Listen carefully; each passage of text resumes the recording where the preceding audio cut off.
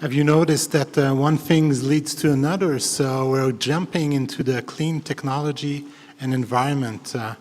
So that's the next panel. I'm inviting the conference speakers and the moderator to be on stage.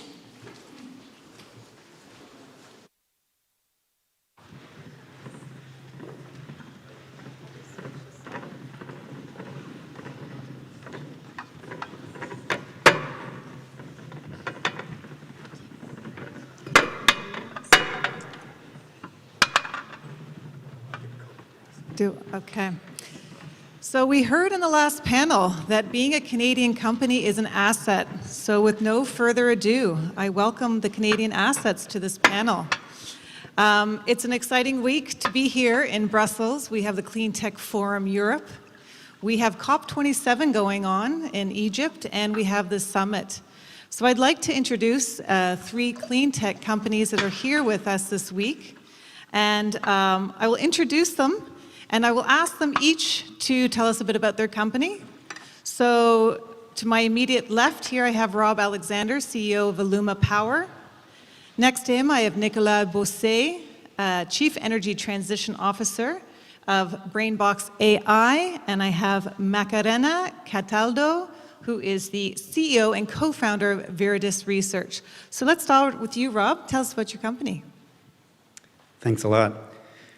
So with all due respect to the previous speakers, I'm going to add a 5th source of energy to the mix. And specifically, we're at AlumaPower, and we are trying to turn recycled aluminum into the next clean energy carrier.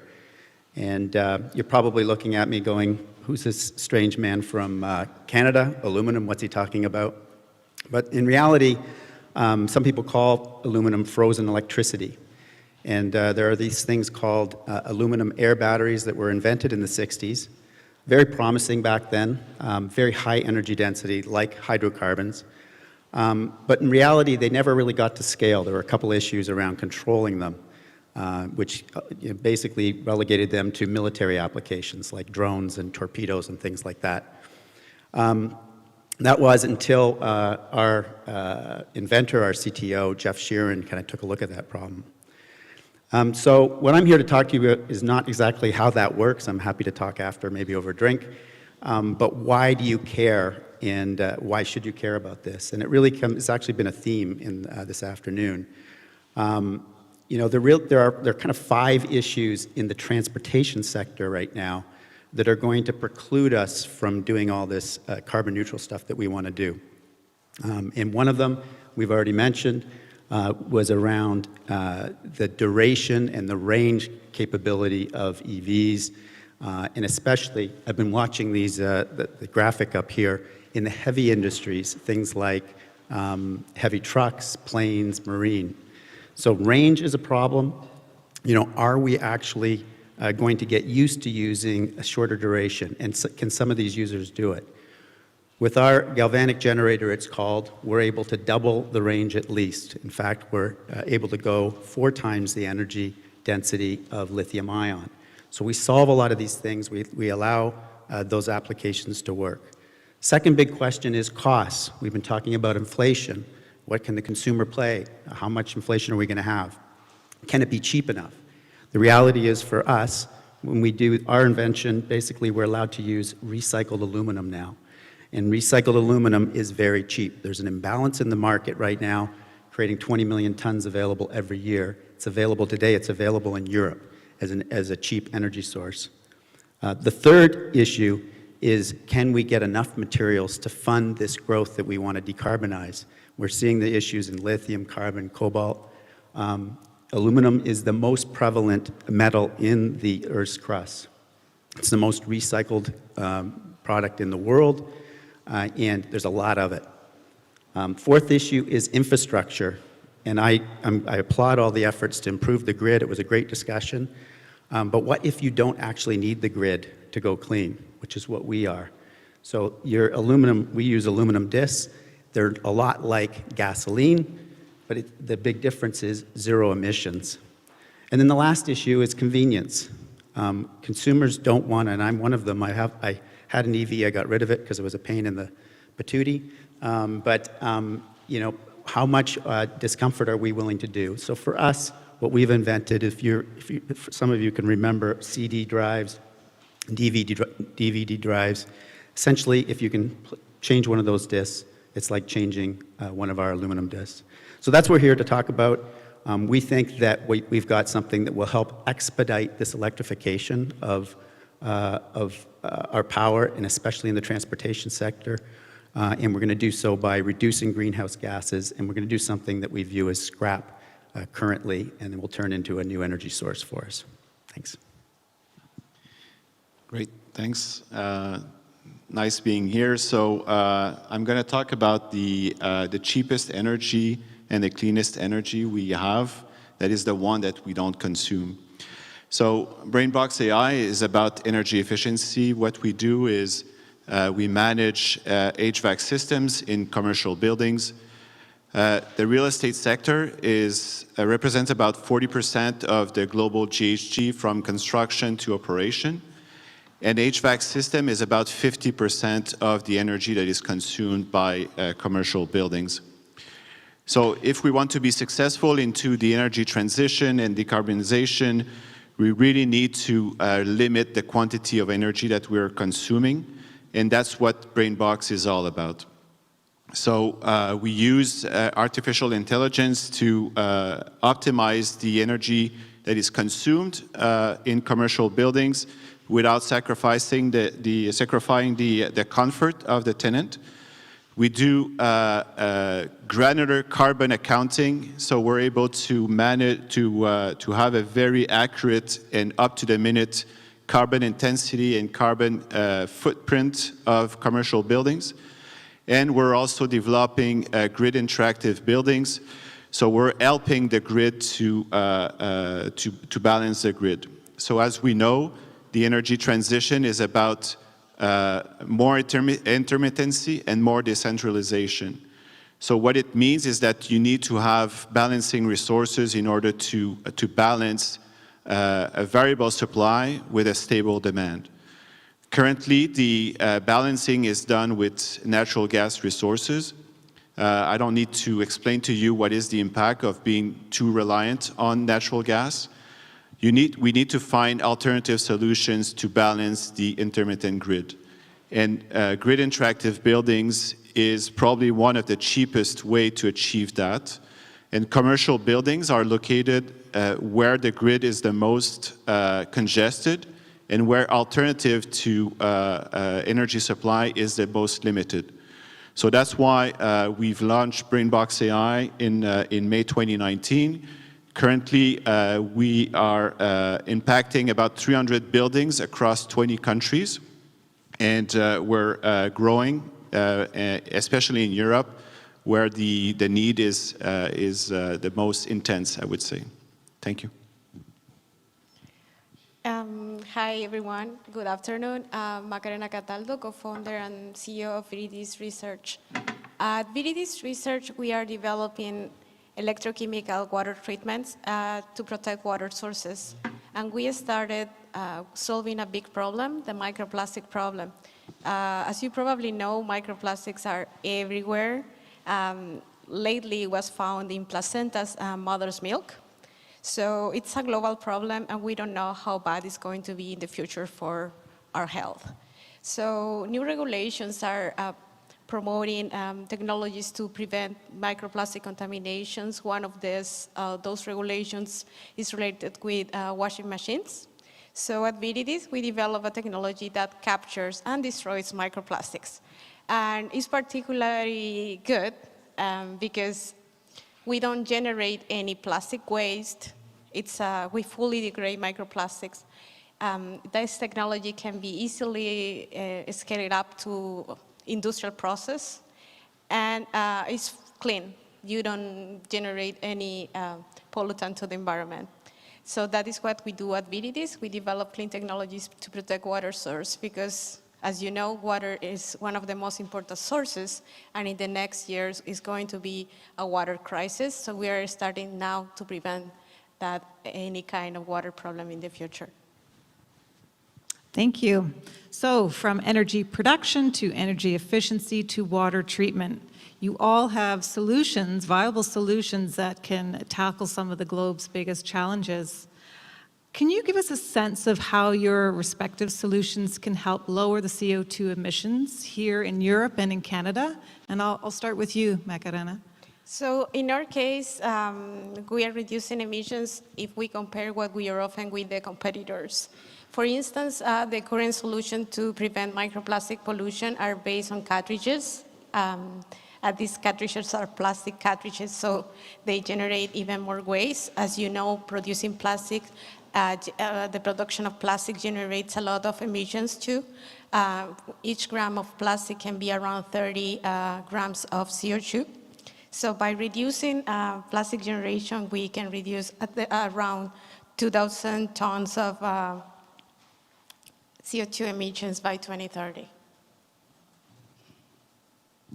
Great. So we do have a significant impact on the GHG.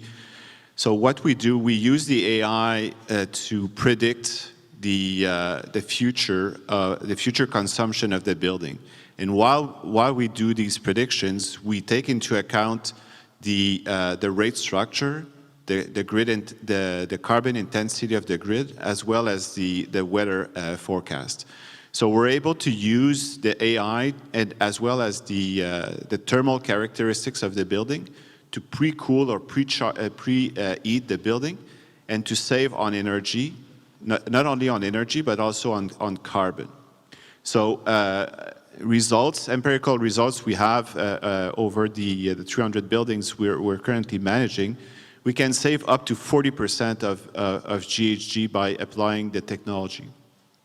So we're using that without making any capital investments. So there's no IoTs, no sensors that are needed. We're merely extracting the actual information that is contained into the building management system, and we optimize the existing infrastructure. So it's a dual benefits for the consumer. You save on energy, reduce the quantity of energy you're consuming, as well as reducing your impact on your carbon impact. And in our case, if I just focus on one of our customer segments, which is the EV space, in there what we do is we use our galvanic generator, but we actually support lithium ion. So lithium ion is a really high power density, we're a really high energy density. And what we can do is we can extend the life of the lithium-ion battery, but also for the consumer, the driver, double their range and do it very, very cost effectively. Lower the overall battery cost, power plant cost of that vehicle by about 40%. So what happens then is you're now using, for those long distance trips, you're basically using our energy from the scrap aluminum. And when you do, we think that that will be very, very compelling for consumers. So in fact, it's going to allow us to electrify and go to EVs much more quickly. And we're going to do so without needing to build the grid, because we've all kind of recognized, can we build the grid fast enough? So this becomes basically a hedge against whether or not we can build the grid fast enough. In terms of what it means for greenhouse gases, we don't emit any greenhouse gases. We're using scrap that was destined for waste. And so we can actually create our DIS with the renewables, with all those other four sources. But we become a different carrier, a very portable one. Aluminum, if you can imagine, it lasts for 10 years. There's no issues keeping it in your garage or wherever you want to keep it. So essentially, we think we're going to have a very dramatic impact. And if I kind of put it back into terms of kilowatts or terawatts, today there's about 20 million tons of aluminum that doesn't have a home. That translates into 40 terawatt hours of energy per year. It's very, very significant, very, very significant in terms of for Europe and for our two focus areas of Europe and the United States. Thank you. These are big numbers and big impacts. We have seen the Canadian clean tech industry steadily grow. Revenues of $17 billion, 87,000 employees. This has been a direct collaborative effort of government and partners in Canada. I'm happy to say it's not just recognized in Canada. 13 companies just made the Global Clean Tech 100. But we all know that Canada is a trading nation. And so exporting is definitely going to be part of your strategy, and I know it is. Can you tell us a little bit about how important the EU is for you all in your business development strategy? And I'll start with you, Nicolas, this time. Yeah, I mean, energy efficiency in Europe has always been like top of mind for several reasons. I mean, the incentives are there, the price signal is there. So even before what's going on in Ukraine, our company has targeted Europe as a growth segment. Not only because the energy efficiency, as I mentioned, is important, the price on carbon also provides you the right incentives in order to take the right decisions. And also, there's a very strong regulatory framework in Europe that is supportive of the kind of initiatives and technologies that we're pushing. Europe has always been on the forefront of progressive regulatory framework across the board, but especially on the energy sector. And it is really important if we want to make a difference, if we want to be successful into the energy transition and real about the net zero, we need to change the regulatory framework under which the energy sector is working off. So we see a lot of positive in Europe from a price perspective, from a regulatory framework perspective. And I mean, I think CETA and all these trade agreements are also very supportive for us to participate into the energy markets here in Europe. Yeah, sure. I agree with Nicolas's point around the regulatory framework. You know, I come out of the automotive space, and the two places that lead on emissions is California and in Europe, and that certainly has made it a target market, a number one market for us. I think the other piece is that when you're commercializing new technologies, you know, if you think about where Tesla went first and everything else, and I don't mean any disrespect, this is a rich economy. And so we're willing to pay a little bit more at this point for new technologies that we can see the long-term benefit for the globe. And so it makes a lot of sense, actually, to commercialize in Europe. And then the third thing I'd say for us, our strategy is to work with key partners. And there's a huge transition in transportation going from, you know, internal combustion engines to EVs. Just to mention that, and there's more that's going to happen in heavy truck and marine and every other place. Rather than trying to do everything in Canada, our model would, in fact, we'd start manufacturing here in Europe and basically using some of those existing partners. And to me, that's a much faster model. It makes more sense. It's a little bit more distributed from that perspective. And honestly, I kind of like Europeans, so I like working over here, and I do like your coffee and your wine. So, thanks. It's difficult to add more in this regard. I agree that regulatory part is very important for us as Canadian companies. Europe is the vanguard for water treatment. Here we have Gartland in Netherlands with the most advanced water technology. We have regulations that are pushing to protect water sources. So this is the right place for being when you are working in water treatment. On top of that, the companies that we are looking for, the partnership that we are looking for, have the same vision about protecting the planet without forgetting people. And that part is very important for us, and particularly in my case, we are looking not just for the regulatory part, we are looking for building on values and culture. And Europe shares similar values that we have in Canada. So it's easy to move ahead and it's easy to work together. Thank you. I'll ask this last question and I'll get us to do it starting with Maca. And Maca, I know you have to exit after you answer because she is actually going to pick up an award at the Clean Tech Forum. So congratulations on that. And here's the last question I have for you. We know that decarbonization is an absolute priority for Canada. And just days ago, the government announced some additional measures to spur adoption and investment through the refundable tax credits, up to 30% of investment costs, and as well as the growth fund with a capitalization of up to $15 billion to help mitigate the risks private investors take in new technology and infrastructure. These are positive, bold moves. In your opinion, why should the EU be looking to Canada for clean tech solutions? And secondary, why would you recommend that EU companies consider Canada as a place to do business and invest? So we'll start with you, Maca. So I'm Canadian, but I'm from Chile.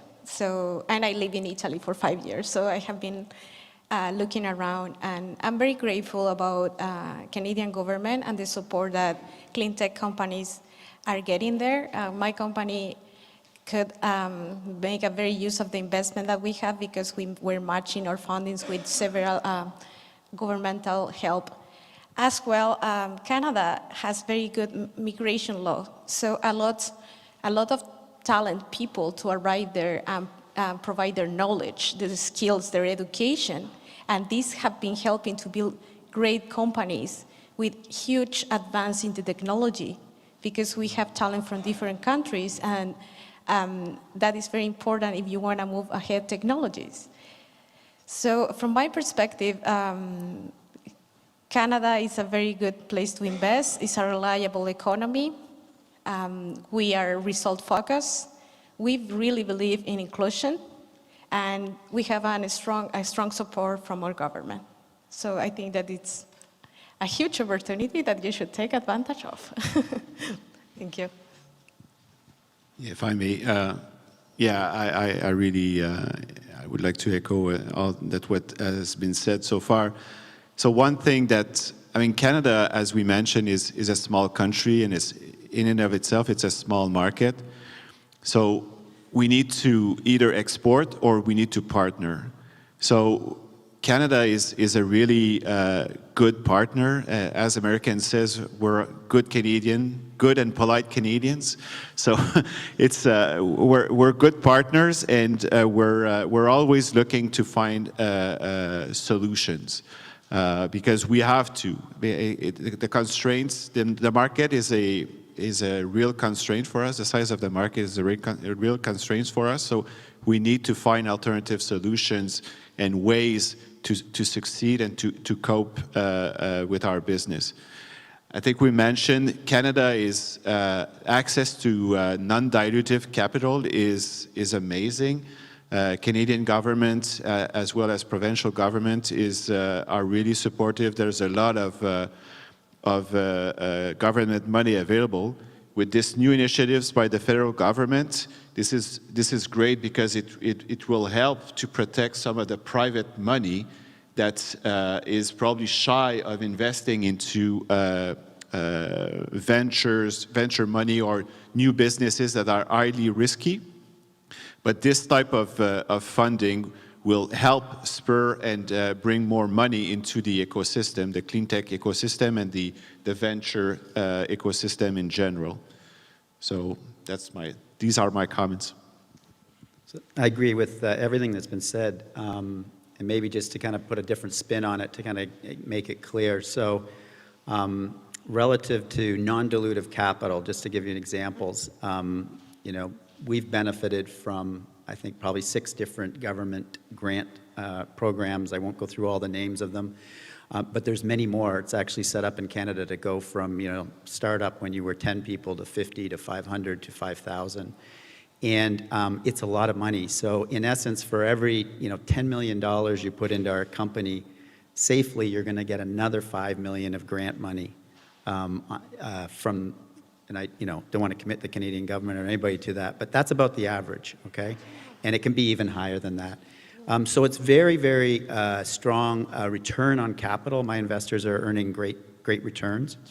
And the second thing I will say is just, I was talking to some people earlier about innovation, and it's a really good place to innovate. Some big companies have like Shopify's up here, and they've had a dramatic, dramatic growth. I mean, BlackBerry had a, boom and bust, but again, another Canadian company. We've got a good ecosystem for new companies, and we like to trade, and we like to work with, especially Europe. So there's a lot of, you can't underestimate how important that is when you're actually trying to build kind of billion-dollar companies and have the kind of global impact that we're talking about. Excellent, thank you. With that, we will close. Thank you very much for being on the panel.